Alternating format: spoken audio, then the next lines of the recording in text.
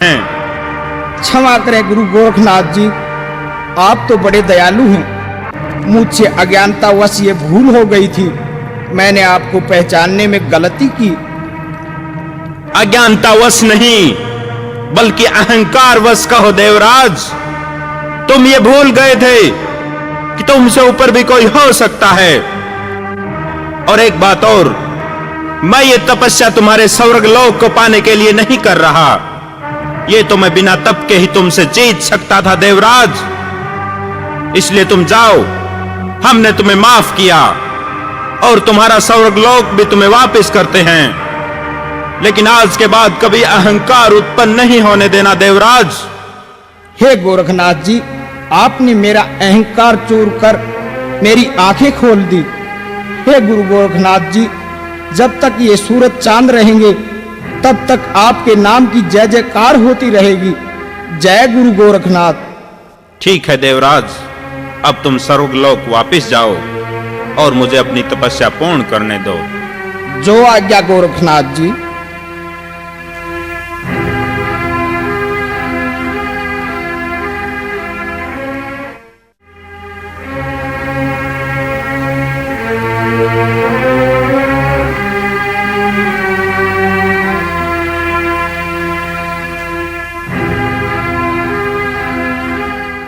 ओम नमः शिवाय।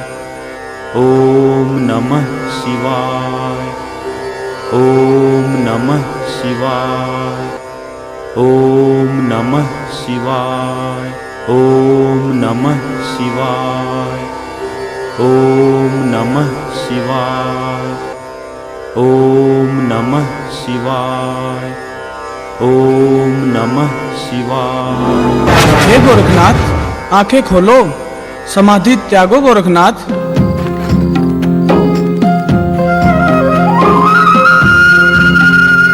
हे भोलेनाथ, अपने अंश गोरखनाथ का प्रणाम स्वीकार करें। तुम्हारी सदा जय हो गोरखनाथ। हम तुम्हारी तपस्या से बहुत प्रसन्न हुए और साथ ही तुमने देवराज इंद्र का अहंकार तोड़कर बहुत अच्छा किया।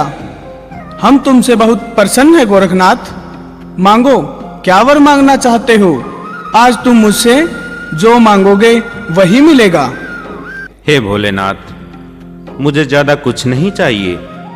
मुझे तो केवल इतना वरदान दें कि जो विद्याएं मैंने गुरु मच्छिंद्र नाथ जी से प्राप्त की हैं वो परिपूर्ण हो जाएं।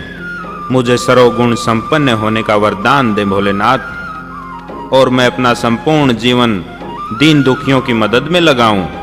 भोलेनाथ, जगत कल्याण का जो मेरा दायित्व है मैं उसे पूरा कर सकूं। ठीक है गोरखनाथ, तुमने जो वर मांगा है हमने तुम्हें वो वर प्रदान किया। तुम सर्वगुण संपन्न हो।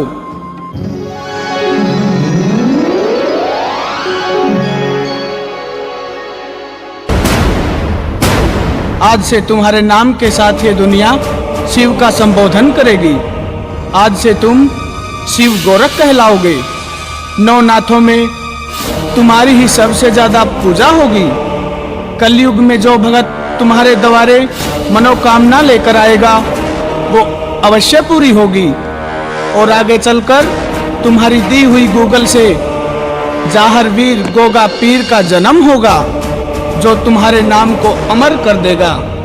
यह बालक सर्वशक्तिमान व भक्तों के संकट पल भर में दूर करने वाला होगा। और अब तुम जन जन तक अलख निरंजन का प्रकाश फैलाओ और अपने भक्तों के कष्टों का निवारण करो। मेरा आशीर्वाद सदा तुम्हारे साथ है गोरखनाथ। जैसी आपकी आज्ञा भोलेनाथ।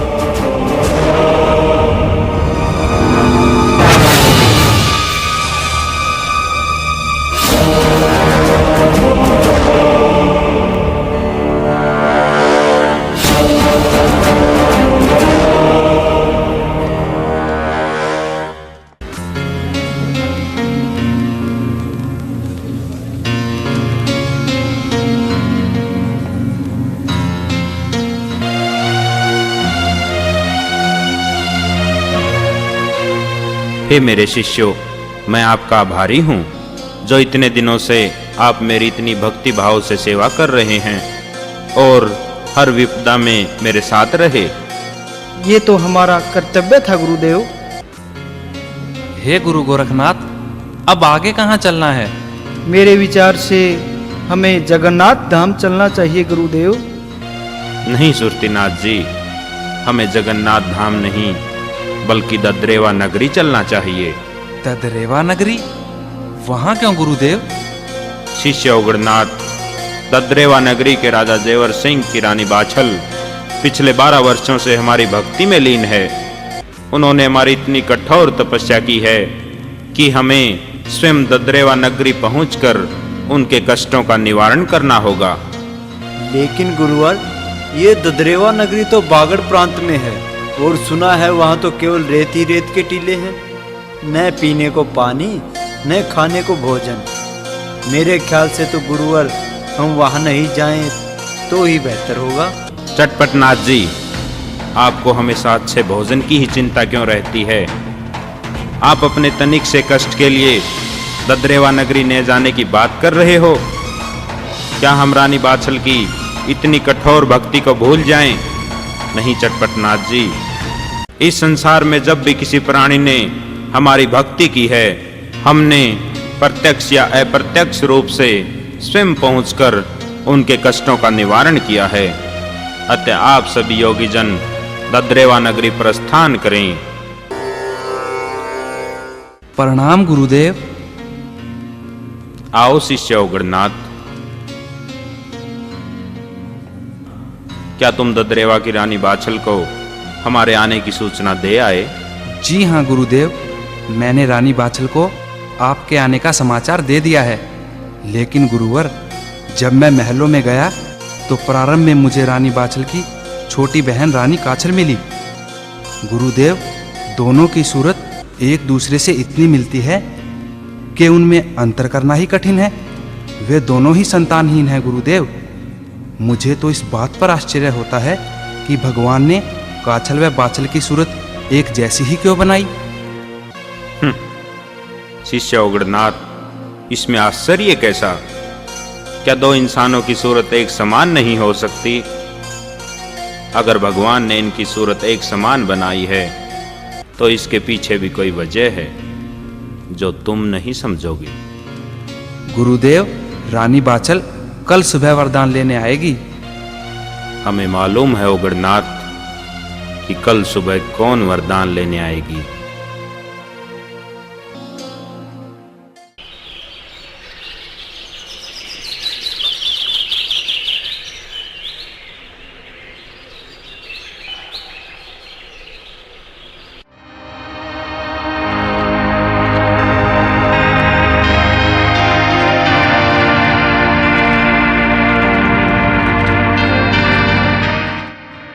प्रणाम महाराज।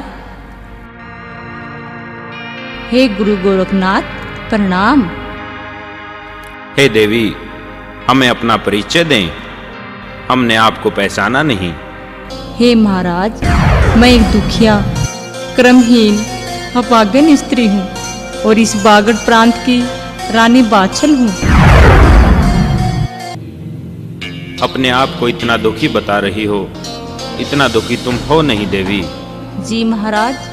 जी हाँ, हम आपकी ददरेवा नगरी से ही होकर आए हैं।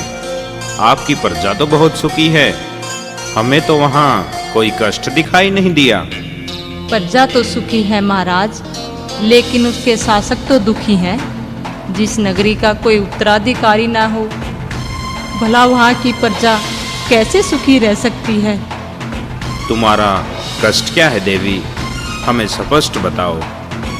हे गुरु गोरखनाथ, मेरे कोई संतान नहीं है, मैं संतानहीन हूँ महाराज। और एक औरत के लिए इससे बढ़कर दूसरा कोई दुख नहीं होता महाराज, कोई दुख नहीं होता।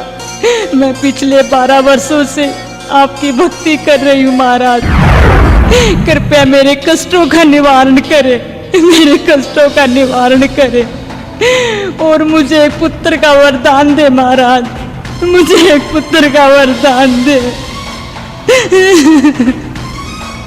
घबराओ मत देवी, हम तुम्हारी भक्ति से बहुत प्रसन्न हैं, इसलिए हम तुम्हें एक नहीं 2 पुत्रों का वरदान देते हैं। क्या? हाँ देवी।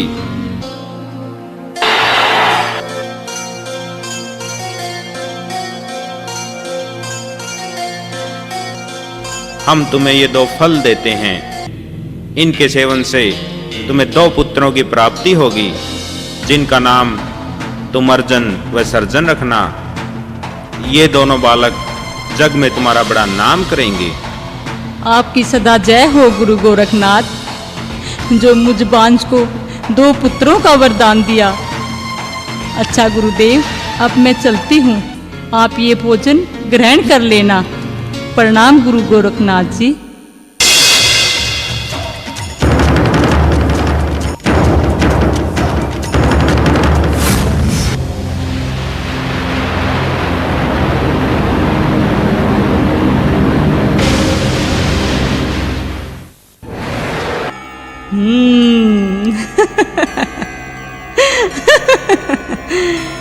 गुरु गोरखनाथ त्रिकालदर्शी, ये भी न पहचान सका कि मैं काछल हूँ या बाछल। तपस्या तो की बाछल ने और 2 पुत्रों का वरदान मुझे दिया। जय गुरु गोरखनाथ।